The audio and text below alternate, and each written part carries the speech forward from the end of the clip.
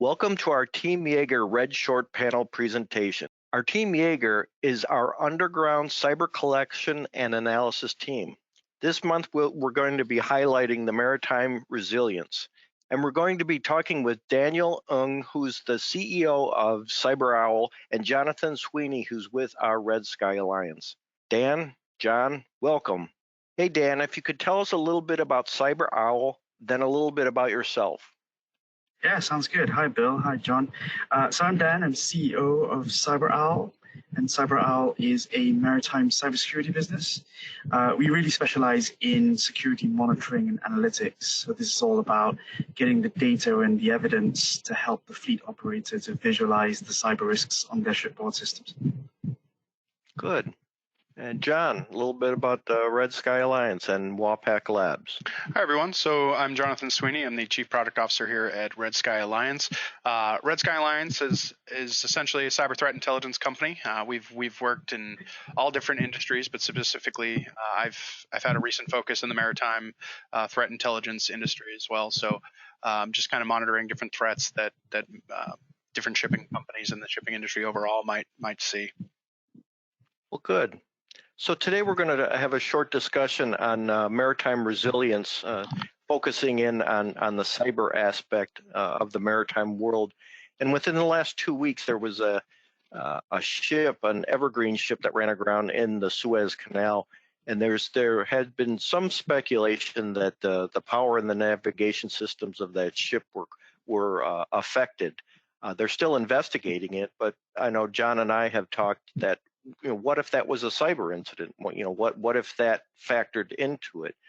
And we know that Dan, has done a lot of work with in the maritime world, and that's why we invited him on for this month's talk to discuss maybe some of the aspects of cybersecurity and how they deal with not only the ships but the ports and the power and navigation systems thereof. So with that, I'll pass it to the two smart people here, John and Dan. I'll pass it to you guys. Great, thanks.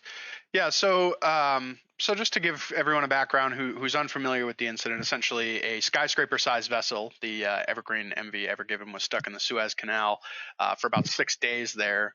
And that canal, the Suez Canal, is responsible for about 12% of global trade every day. So it was a pretty huge impact. And like Bill said, we have no indication at this point saying that there was a cyber attack involved. But the idea is clear that if someone were to impact that canal, either intentionally or unintentionally, the consequences are essentially the same. So Dan, I'm just curious to kind of pick your brain a little bit about how an operation through the Suez Canal, just kind of the standard security, both at the canal level and also the ships passing through. If you could just kind of talk about some of the security measures that may be in place. Yeah, sure. I mean, I can speak more, I guess, to the kind of the cyber side of things than the physical security. But the Suez Canal is one of a number of what you'd call choke points around the world. And so these are very narrow or risky points in the shipping lanes globally that really quite a lot of shipping traffic kind of goes through. And why they're interesting is because any incident that takes place, very close to this choke point, and they happen relatively regularly, has a lot of fallout implication, because it's not just the vessel itself that suffers a kind of loss, but actually it then holds up a huge queue of other sort of vessels. So in the Suez Canal blockage, we had something around 300 vessels that were just waiting to pass through because the Ever Given had just sort of blocked up a very important choke point within the Suez Canal.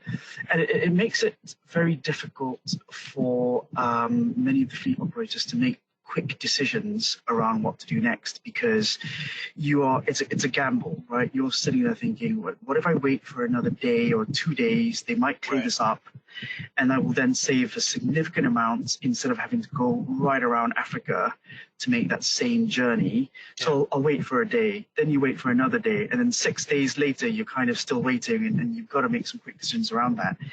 never mind the fuel, never mind the timing implications. So this is going to be a multi-hundred million loss, I think, to the sector, and we'll have lots of trickling effects down the whole supply chain. Yeah, and I mean, it has a pretty big impact on Egypt as a country. I know, as the country that's running the canal, they're going to be financially impacted pretty significantly as well. So, again, not necessarily an attack in this case. We have no evidence of that, but the impacts are the same. So, they're currently working out a negotiation or a settlement with Evergreen over this. But can you talk about maybe some of the impacts that come from incidents in the maritime industry or having these types of incidents? Yeah, for me, this event is interesting for two reasons. One is, as unfortunate as it is, but it's interesting for two reasons. One is, as a business, we've been working with businesses trying to get them to run drills of what the sector will call a black swan event. And so you get a lot of people going, oh, this is never going to happen. But to humor you, we'll just sort of do it anyway. Right. And let's do a risk assessment off the back of it. And the point we always get across is, look, it's not about, this definitely happening. It's about understanding what risks and what losses can come out of something like this happening, and then having a very grown-up conversation about which of those risks you're willing to bear. If not, which ones you need to create mitigations around, right? That's the whole art of risk assessment. But what we have now is an event that has actually taken place. Okay, so it's not related, or we don't know that it's related to a cyber event, right, but it's now taken place. And I think it really brings to life the potential losses that could come out of something like a power system on board the vessel failing just at the wrong moment. Right. The second reason why I think this could be quite interesting is I wonder how many threat actors look at this and go, haha, and you can almost see a light bulb go off in their head. Exactly. I don't know, you guys will see a lot more of this potentially than we do, but we've seen a small increase, not in the shipping sector, but wider, of extortion-based threats. So, I'll do a little sort of teaser attack on your system, and then I'll drop you a note to say, if you don't pay up, I'm just going to keep doing this ad nauseum, ad infinitum. And it's interesting, something like this, because shipping often thinks, oh, my vessels are not particularly connected. Right. They spend most of their time out in blue ocean. They don't fall out of the sky like a plane. What's the problem? And I think, I'd hate to say this, but I suspect threat actors are looking at this going, there's an interesting set of impacts we could create here if we were creative. Yeah, and I'm glad you brought that up. I want to go back to something you mentioned a little bit earlier. So, the Suez Canal has been open since 1869, right? So the idea of a canal blockage happening in the next 100 or 150 years, like at some point somebody had to think, maybe the canal will get blocked at some point, whether it's a natural disaster or, an incident or an actual attack, an intentional issue. So I guess my question would be, what are some of the ways that a canal like that could be resilient, or some of the steps that they could take to prepare for an event? And I guess I would ask why those steps weren't in place, or what, in other words, what failed to make this happen? I mean, somebody had to have said at some point, maybe this canal will be blocked. But at this, the response to this was essentially, let's go out and dig it up with some excavating equipment and some tugboats. So I'm just curious to, get a better understanding of what resilience might look like at those kind of places. Right. So, I mean, look, there's with these choke points, there's a whole bunch of sort of physical things one can put in place. And, these are great, hulking, huge bits of infrastructure, and, lots of complicated decisions go into deciding whether to upgrade that infrastructure, when to upgrade it, when is it too big, et cetera, et cetera. And I'm certainly no expert in that side of things. From a kind of a vessel passing through that, to an extent, you are subject and a beneficiary of all that kind of planning on the kind of canal side and the resilience on that side. But you can certainly do your bit to try to work out whether your systems are resilient or not, so that you don't end up being sort of stuck in one of those choke points. And Suez Canal is just one example of these. There are quite a few other choke points. And so, there is this common shipboard systems are hard to get to, right? You've got to bring the ship into port or into dry dock sometimes to actually upgrade it, to patch it, to do something different to it. So it can be very easy to sort of fall into this mindset of, oh, it's too hard, we'll just live with those vulnerabilities. Yeah. And many a times when the ship comes into port or comes into a dry dock, what's driving that decision is about an equipment replacement, right? Or some kind of maintenance event. Mm-hmm. Very, very, very, very, very few fleet operators programmatically put in a decision point to say, right, what can we do about vulnerability and cyber resilience whilst we have that ship in dry dock? And so we've been kind of driving a campaign with some of the fleet operators we work with to say, look, when you're going to bring a ship into dry dock and when you're going to do a change management event, make sure you put in your processes and make sure you write it into your policies and follow that to consult the IT team or consult the cyber team to say, right, given we've got the ship captive in the dry dock, what can we do to deal with some of those vulnerabilities so that at least it can create a step change in the resilience of that vessel? I think we need to do more of that kind of thinking as a sector. Great. Yeah, that's a great suggestion. So again, the sort of investigation stage is still taking place, and we don't know a whole lot about what happened, other than there was obviously some wind, and the vessel was unable to navigate through that. So doing some sort of, my perspective is cyber, but looking back, I mean, I believe it was in 2013, there was some students at the University of Texas in Austin who were able to alter the AIS and ECDIS on a vessel to steer it off course, basically to change the navigation of the vessel, and they were successful in doing so. Now, to do that for a vessel the size of a skyscraper, I'm sure is extremely difficult, and I'm sure that there are plenty of resources that would be needed.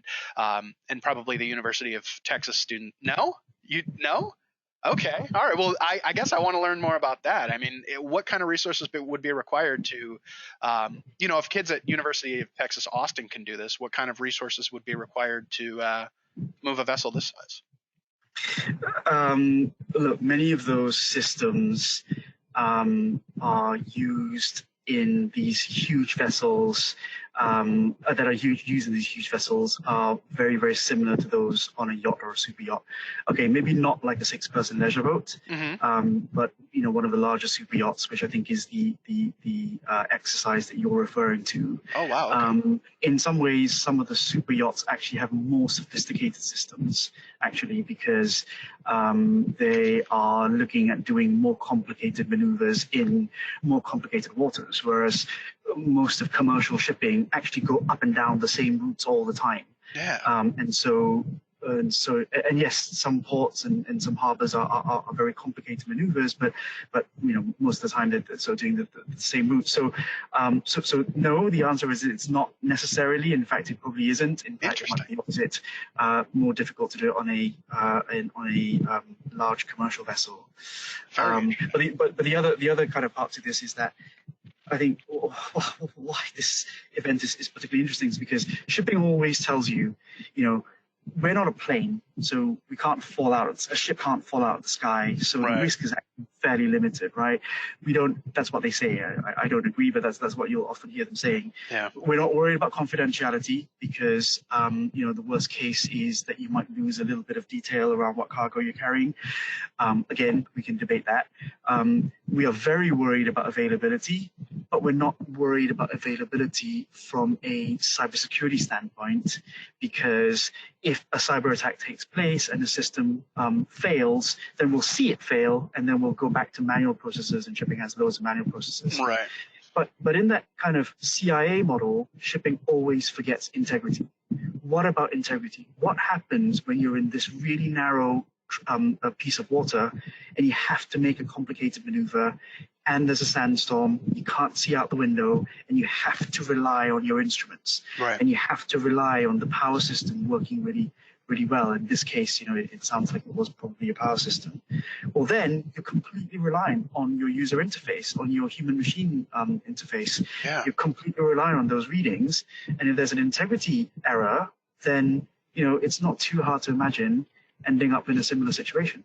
Well, it's funny you said that, because I was talking to Bill this morning, and we were kind of, again, I'm a cyber, I like to think I'm cyber focused, which maritime is definitely not my key strength. But I was curious, wasn't there somebody outstanding on the bow of the ship saying like, hey, the ship's veering off course, maybe we should do something about it? Or we were also talking about other ships that collide with each other because they quote unquote didn't see each other. But it's like, didn't somebody go to the bow of the ship and say like, hey, there's a giant vessel coming at us, maybe we should like navigate off course?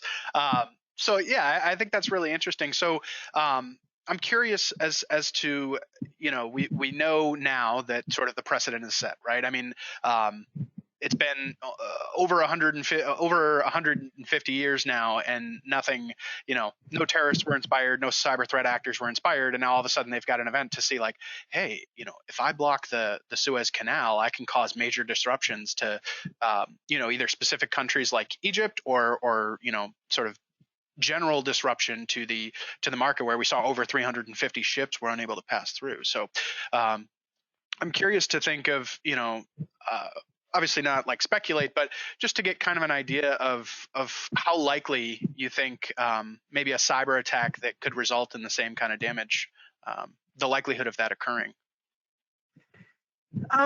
So there are two levels to your question. Okay. I think the likelihood of a compromise to the vessel, and then a likelihood of the compromise to the vessel when it's just in the wrong place. Right. So let me take each one of those in turn, and there's a lot of speculation here, and we just got to be really careful with that. Now, yeah. I go back to the point we spoke a few minutes ago.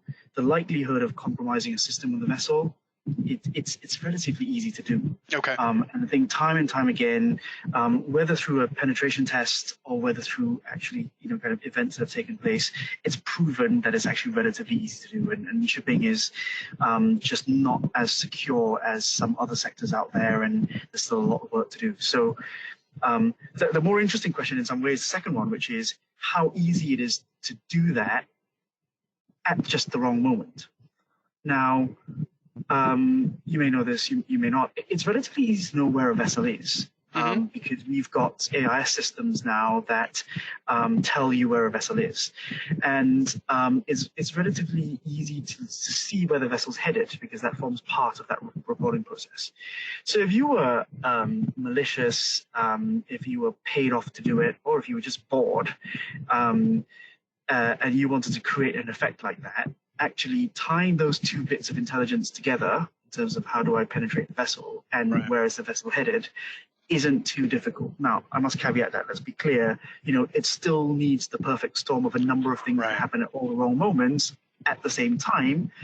But it's not hard to imagine recreating something like this. Okay, great.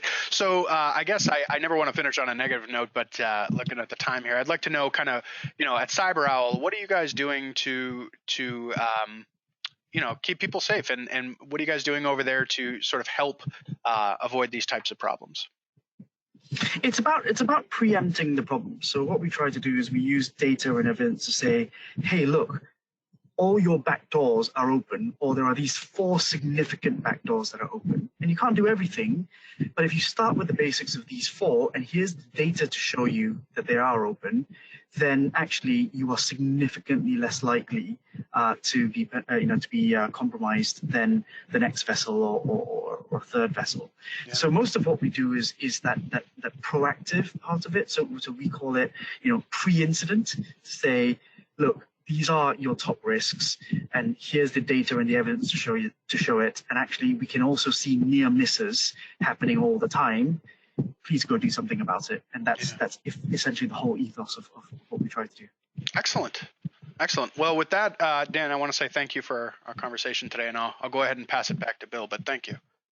Yeah, Dan and John, a fascinating discussion here. We're talking millions of dollars in lost revenue all along the transportation supply line with what you were talking about can be easily disrupted. And I think the maritime industry, as with a lot of different sectors, need to, I think, smarten up with their cybersecurity posture and understand that, you have cyber, you have the human element, you have physical security, and it all needs to be, coordinated together. So we don't have incidents like what happened in the Suez Canal, whether that was an accident or malicious. The bottom line was a lot of money was lost because of that incident. So with that, I want to thank you again for coming in from over in the UK, and I hope everything's going well over there. Stay safe, and thanks for everyone that attended here today, and we'll see you soon.